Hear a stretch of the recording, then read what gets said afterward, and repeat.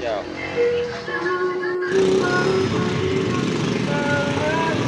Yeah.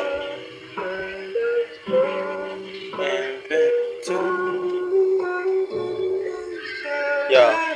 Sarili, kamusta? Ayos ka lang ba?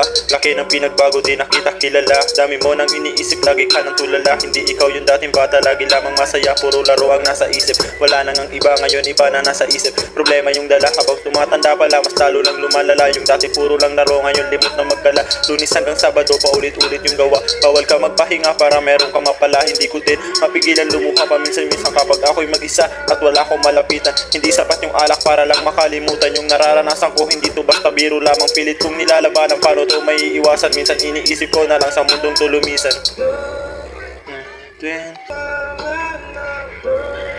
Minsan iniisip ko na lang sa mundong tulumisan.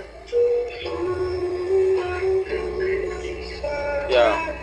Pero kahit kano kapait ang kapalaran, pilitin mong lumaban. Hindi naman palagi-lagi kang nasa lilayan. Umiikot ang mundo, yan ang palaging tandaan. Tuloy ka lang sa paghakbang, mata palagi sa daan. Huwag kang matakot mabigo, kaya mo yan lagpasan. Dapat yung isip positibo, mas lalo mong tatagan. Kasi meron yan dahilan kung bakit ka nilagay dyan. Alam kasi ni G.O.D na kaya mo yan lagpasan. Kaya tara magpahinga, pumunta sa lugar na ikaw lang mag-isa.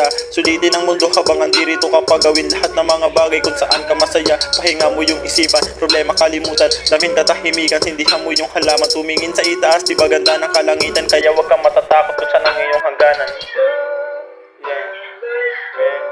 Wag kang matatakot kung saan ang iyong hangganan.